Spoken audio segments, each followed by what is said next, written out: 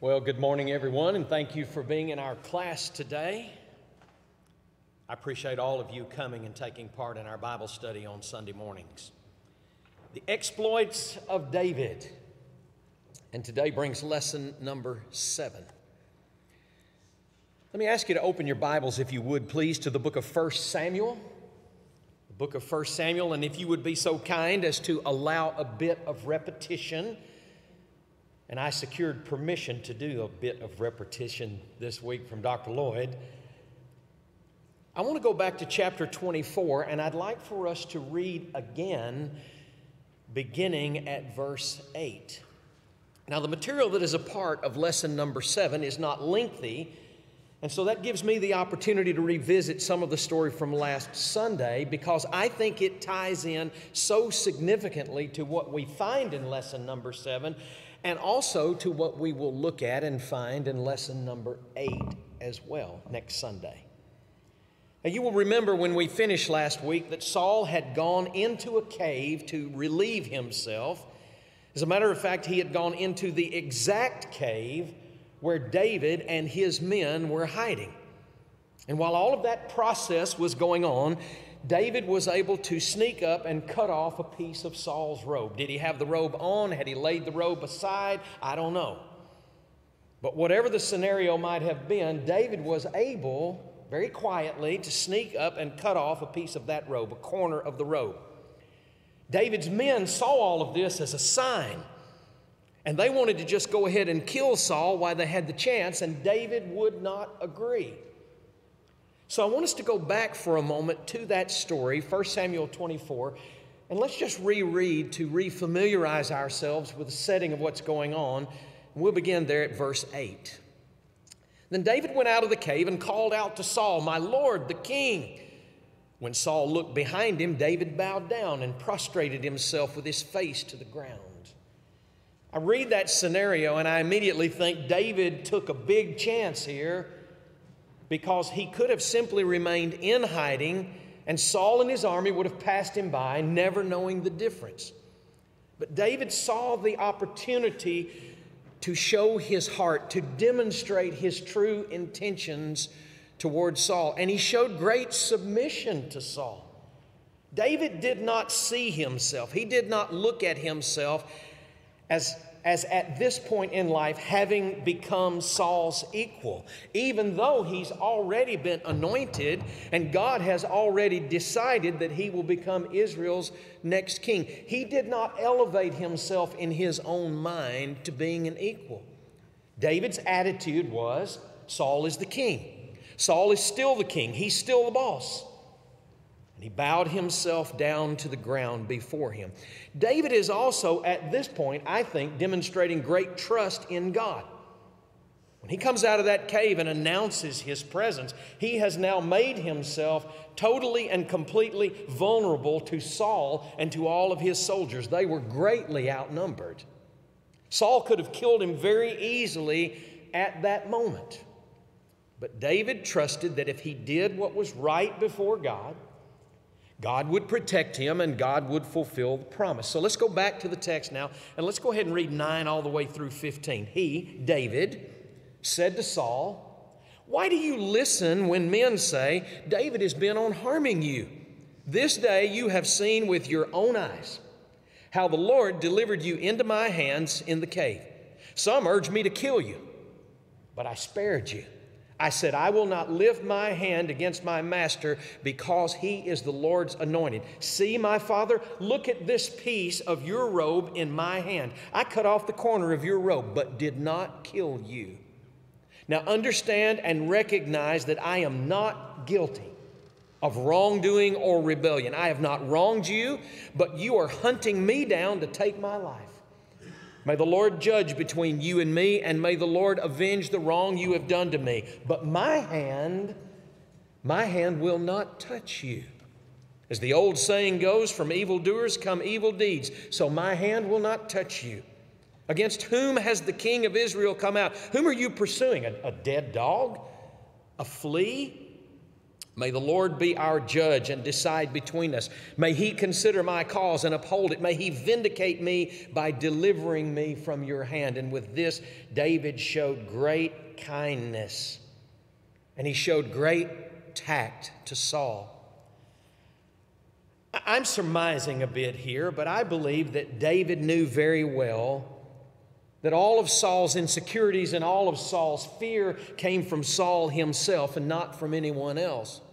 But you know, David puts the blame on nameless others.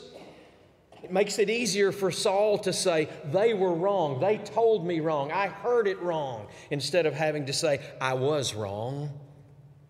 Even in confronting Saul, David's doing what he can to cover Saul's sin. And David let Saul know, even though I had the perfect opportunity to kill you, I am not one who would lift one finger against God's anointed.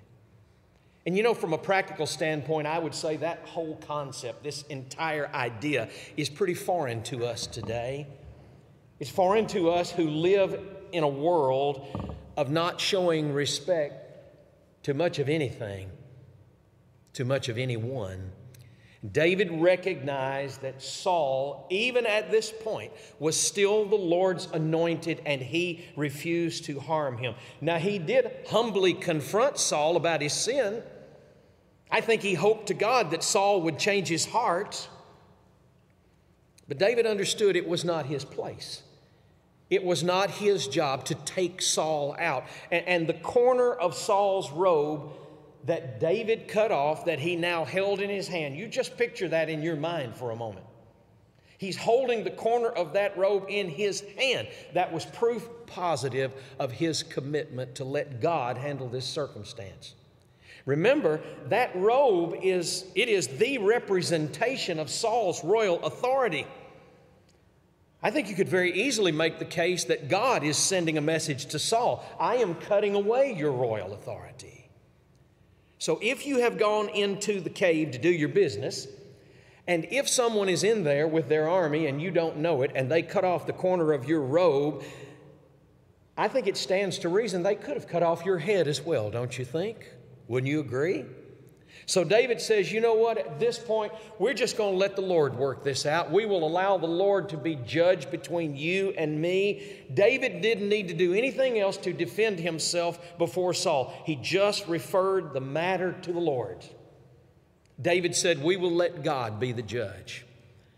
The Living Bible, I think, gives a very good sense of 1 Samuel 24:12. It renders this, perhaps the Lord will kill you for what you are trying to do to me, but I will never harm you. It was inevitable that Saul would be judged. In fact, God's already passed judgment on him. It was inevitable that Saul will lose the throne. God's already decreed that he will. But it was absolutely God's business to accomplish that, and the business of no one else. I think I need to be reminded on a regular basis that God's judgment is God's business. It's not mine. It was then. It is still now. Friends, we put ourselves in a very bad place when we take it upon us to be the instruments of God's judgment. And I think it's interesting that David reminds Saul of an old saying. Apparently they had an old saying, from evildoers come evil deeds. And he is using this to make his point. Saul, if I am really as wicked as you think that I am, if I am really out to kill you as you believe that I am, I could have done it. It could have been accomplished. I was being encouraged to do it. I could have carried out that wicked act right there in the cave. But wickedness does not proceed from me. So I did not take the opportunity when I had it. And David tells Saul, I'm still trusting God. I'm still counting on God's plan that he will deliver me out of your hand. Well, Saul has to have some sort of reaction. We read it last week. I want to read it again. And let's read it now in 16 to 19. When David finished saying this, Saul asked, is that your voice, David, my son? And he wept aloud. You are more righteous than I, he said. You have treated me well, but I've treated you badly. You have just now told me of the good thing you did to me. The Lord delivered me into your hands, but you did not kill me. When a man finds his enemy, does he let him get away unharmed? May the Lord reward you well for the way you treated me today. Saul lived in the shadow of this delusion that David was out to get him. And David's refusal to kill Saul when he had the chance proved beyond the shadow of any doubt that that delusion was false. And what a change. What a change, even if it is short-lived. And you know from reading the history of the life of Saul that Saul would say one thing and then he would do something else, and his repentance would come only for a brief time. But even if it's short-lived, there is at least what appears to be some sort of change in the heart of Saul. Every change David could have hoped that Saul would make, it appears is happening, and Saul really appears to be sincere about it. One writer I read said that Saul's heart at this point was melted by the coals of kindness that David heaped upon his head. So let's read 20 to 22 now. I know that you will surely be king, and that the kingdom of Israel will be established in your hands. Now swear to me by the Lord that you will not cut off my descendants or wipe out my name from my father's family. So David gave his oath to Saul. Then Saul returned home, but David and his men went up to the stronghold. You see, Saul finally is acknowledging something that I think he knew all along, and that is that David would in fact be the king someday. He knows it very well just now. And Saul wants the same kind of promise from David that we talked about 2 weeks ago in this class, that David made to Jonathan in chapter 20, verses 13 to 16. I hope you remember that. Remember that deal that they had between themselves? And remember, we talked about the fact that in that day, it was very common when one royal household came to power and replaced another royal household. It was standard procedure for the new royal household to kill all potential rivals and future rulers from the old royal household. Saul knows that the day is coming that David and his descendants will rule over Israel. He wants David to promise not to kill or mistreat the descendants of Saul. And you'll recall from our discussion 2 weeks ago that David and Jonathan have already had this whole discussion and made all of those promises. I also want you to remember that while David can bind himself by certain oaths that he might take, he cannot bind God. And he has no control over actions or judgments that God might decide to take. Just tuck that away and keep it in your mind, because if you read the rest of 1 and 2 Samuel, you will see that again.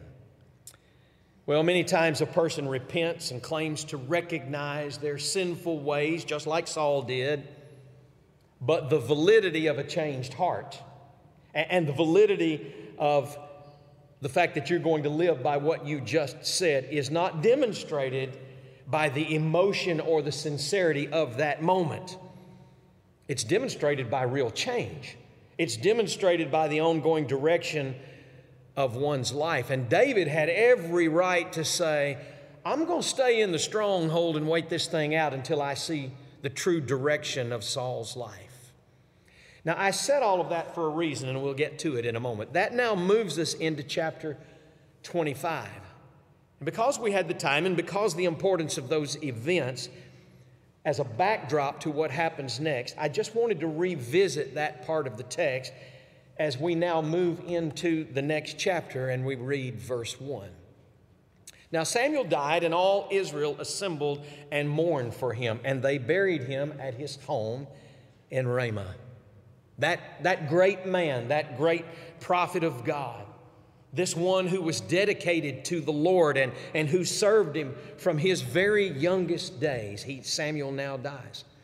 As godly as he was, it did not spare him from the reality of an earthly death. After all, he is a descendant of Adam, as are all of us, and so physical death is going to come at some point and make its visit.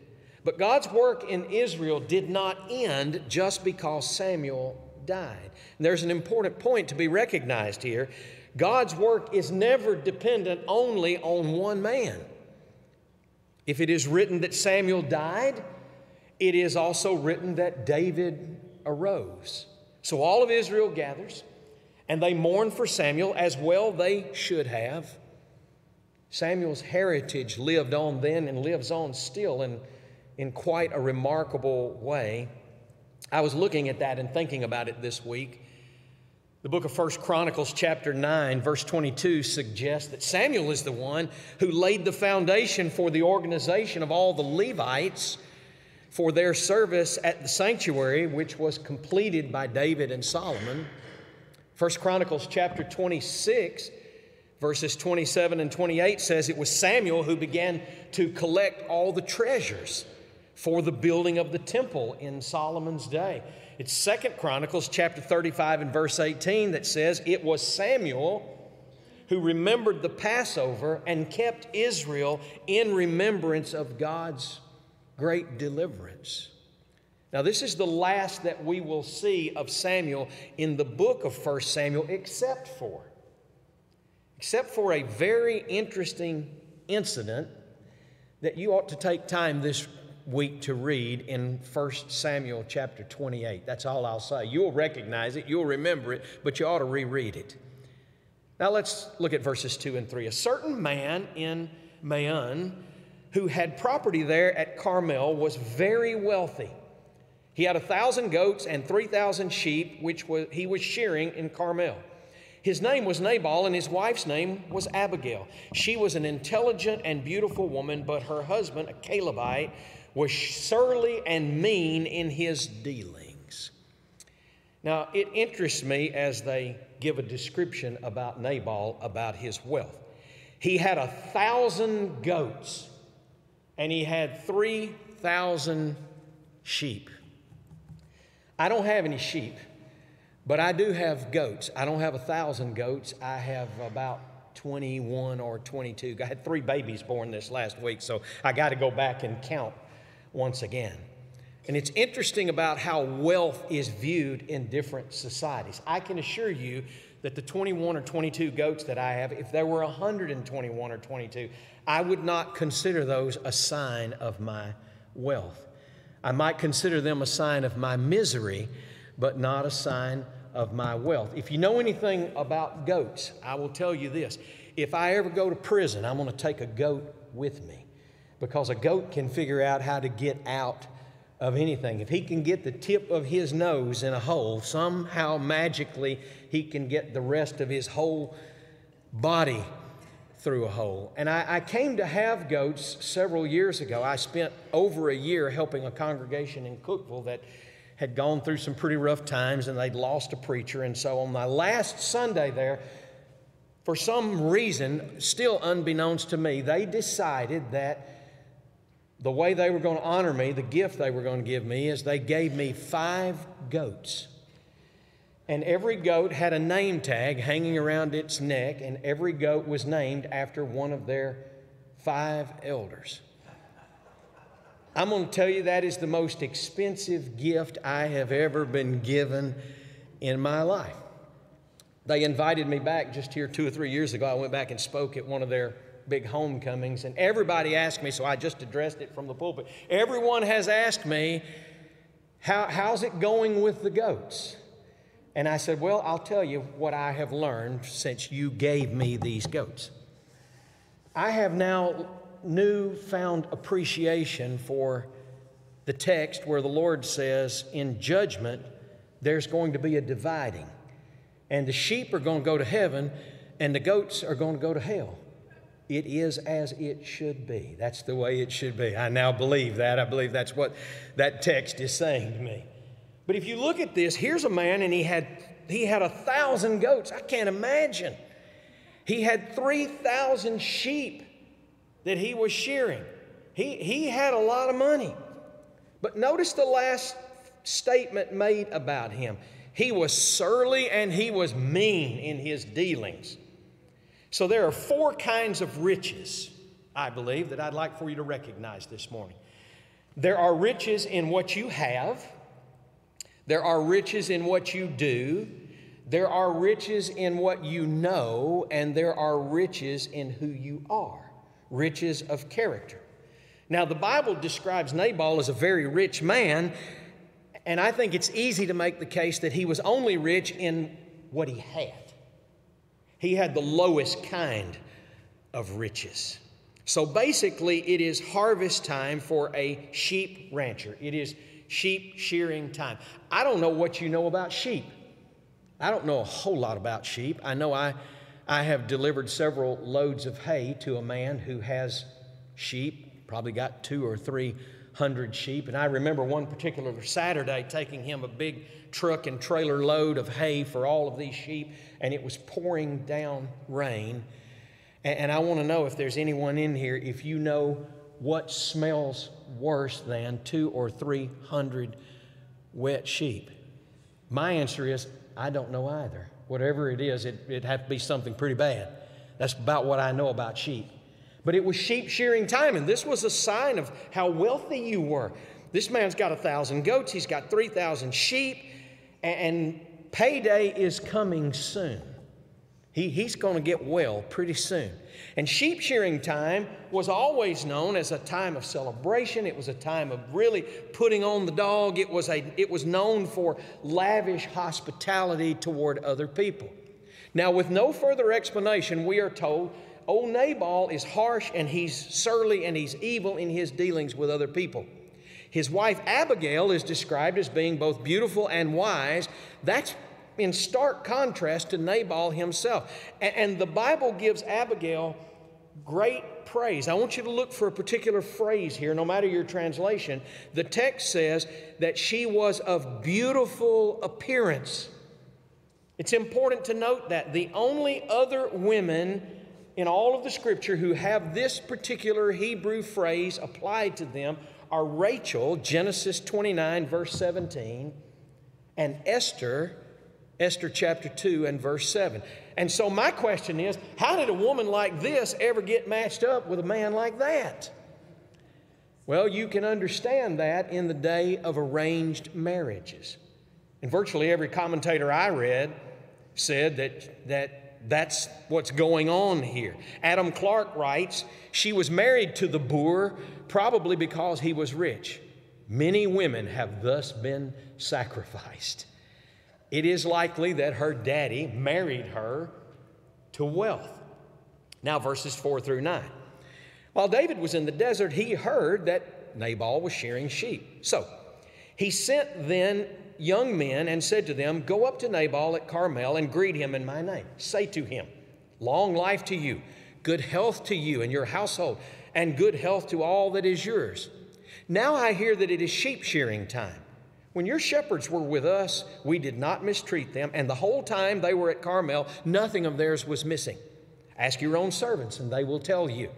Therefore be favorable toward my young men, since we come at a festive time. Please give your servants and your son David whatever you can find for them.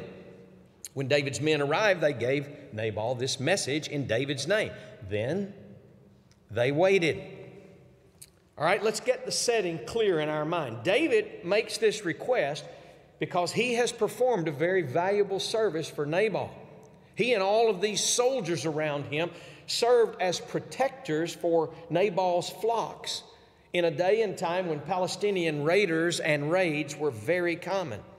Now, you read this, and to our modern ears, it might sound a little bit like David was running some sort of protection racket here, but that wasn't the case at all. He performed a very worthy and a very valuable service for Nabal, and he expects to be compensated for it. In fact, if you read the text carefully, David bends over backwards to do all this right and to make sure he makes his request appropriately. He waited until he heard that Nabal was shearing his sheep. David protected Nabal's shepherds and flocks for a long time, but he did not expect any compensation until he knew Nabal himself was about to make his money at the harvesting of the sheep shearing. David did right in this because he was very polite to Nabal. You noticed he did this through messengers. He sent 10 young men to Nabal. He didn't go and make demands himself. There was no intimidation involved. And he sent the messengers with a very peaceful greeting to smooth the way, to make sure His intentions were clearly understood. David did right in this because he carefully and patiently basically gave Nabal an itemized receipt for services rendered. Your folks were with us. We took care of them. We protected them. Nothing was missing. We didn't take anything. We didn't let anybody else take anything. They will tell you. Ask them and they will verify. David did right in this because you notice he did not demand any specific payment. He didn't say, well, I had this many men and they get this much per hour. There was no set price. He just said to Nabal, why don't you look in your heart and you decide what it was worth? I'll depend on your own judgment and generosity. And then David's messenger simply waited for the reply. Well, here it comes, 10, 11, and 12. Nabal answered David's servant, who is this David? And here's this insult we've talked about before. Who is this son of Jesse? Many servants are breaking away from their masters these days. Why should I take my bread and my water and the meat I have slaughtered for my shears and give it to men coming from who knows where? David's men turned around and went back, and when they arrived, they reported every word. It can't be that Nabal did not know who David was. I think pretty much everybody knew who David was. He was quite famous throughout all Israel. And Nabal says what he says. This is not an accident now. He's living up to his reputation of being mean and surly. He says what he says as a direct insult to David. He knows who he is. He refuses to recognize him. In our way of speaking, Nabal is saying, just who does this little twerp think he is demanding payment from me? And Nabal deepens his insult of David, saying that David, this son of Jesse, is nothing more than a rebellious servant who's broken away from his own master. Nabal is clearly demonstrating what kind of a man he really is. He looks at everything as his, nobody else's, not even the Lord's. Now verse 13. David said to his men, put on your swords. So they put on their swords, and David put on his. About 400 men went up with David, while 200 stayed with the supplies. In the Jim Brown rendering of this, there is in parentheses the phrase, uh-oh. Somebody's about to be in some big trouble. David receives Nabal's response exactly the way that Nabal intended it to be received. It's a great insult. But Nabal is not dealing with a weak little sissy here. This is the man who killed Goliath. And he is dealing with a great soldier, with a warrior. And David says to his men, lock and load, boys, we are going to a fight. So I read this and I have to ask some questions. Am I saying that David was right? I am not. Am I saying that this is exactly the way that God would have wanted David to respond? I am not. I didn't write it, I'm just reading it and telling you what it says. And when you load up with 400 men and you tell all 400 men, I've just been greatly insulted, put on your swords and get ready to go, you are not inviting your opponent to Sunday school. He's getting ready to go and kill them all. Look at 14 to 17. One of the servants told Nabal's wife, Abigail, David sent messengers from the desert to give our master his greetings, but he hurled insults at them. Yet these men were very good to us. They did not mistreat us. And the whole time we were out in the fields near them, nothing was missing. Night and day, they were a wall around us all the time we were herding our sheep near them. Now think it over and see what you can do, because disaster is hanging over our master and his whole household.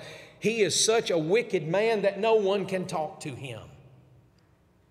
One of the servants, unnamed, who witnessed Nabal's response to David's men, runs and tells Abigail what's going to happen if she does not step in, if someone does not intervene. And the servants tell Abigail, they explain the valuable service David's men performed on their behalf. They let her know David and his men are not asking for anything unreasonable. They deserve some sort of compensation, and these guys were smart.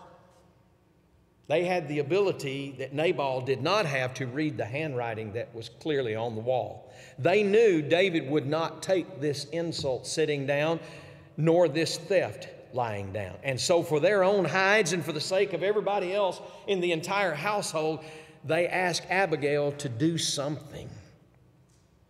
I think it's interesting to me that they basically say to Abigail, the men that David set could not talk to Nabal because he's such a knucklehead. That's why we're here talking to you. Well, 18 to 20. Abigail lost no time. Now I want you to listen to this grocery list, ladies. She took 200 loaves of bread. Do you know, I saw Stuart Varney on Fox Business this week, lives in New York City, and he was talking about inflation, and he had stopped at a market on his way home from work, and he bought a loaf of bread, and he said one loaf of bread cost him $10 in New York City. $10 for a loaf of bread. She took 200 loaves of bread, 2 skins of wine, 5 dressed sheep, 5 bushels of roasted grain, 100 cakes of raisin, 200 cakes of pressed figs, and loaded them on donkeys. Then she told her servants, "Go on ahead, I'll follow you."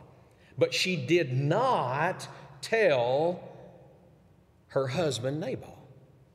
As she came riding her donkey into a mountain ravine, there were David and his men descending toward her, and she met them. Pause right there. He might be a knucklehead. Abigail got it. She understood what was about to happen. She was a woman of good understanding. Remember, the text says that not only was she beautiful, she was very intelligent. And she knew that time was a very important factor just here, and time was not on her side. So now Abigail is doing what Nabal should have done. She is rendering fair compensation for services rendered.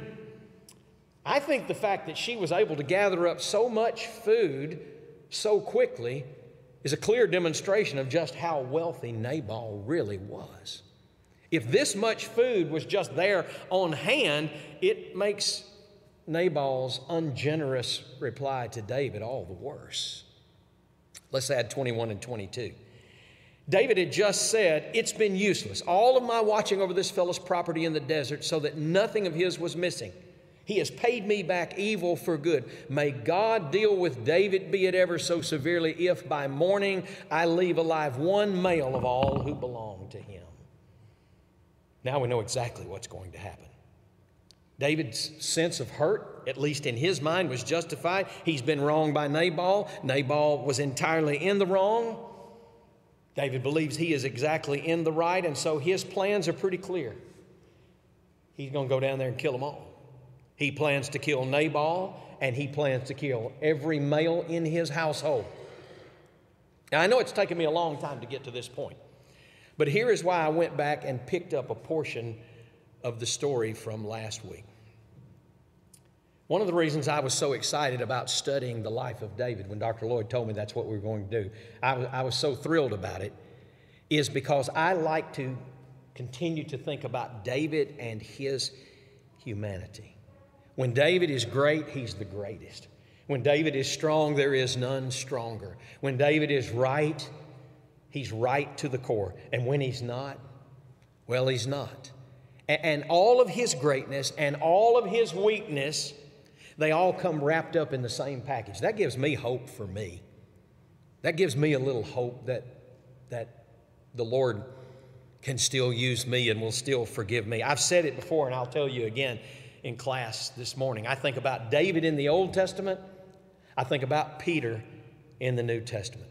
So good, so strong, so right one moment, and then the emotion kicks in and the feelings kick in and the circumstances take place, and just the opposite the next. A living demonstration of the human condition that we all struggle with. Trying to do right all the time, trying not to let the emotion take over, trying to walk the path that God wants me to walk every single step. David had so wonderfully resisted the temptation to take vengeance on Saul. I don't think it was easy for David to say he's the Lord's anointed, and I'm just going to cut off a corner of his robe instead of cutting off his head. I think that was a great struggle. But David had so wonderfully resisted the urge to take vengeance against Saul. But here, man, I mean, his emotions are all involved, and he's wound up, and he believes he's been wrong, and he's got the military strength and the might, and it seems that he will fail when that similar Temptation comes along. So does he do it? Does he kill Nabal? Does he go down there and kill all the males of his household? Does he go down there and kill them all and then plunder all of the wealth of Nabal and pay himself whatever he decides he and his men worked for, and then pay himself maybe a little more for all of his trouble?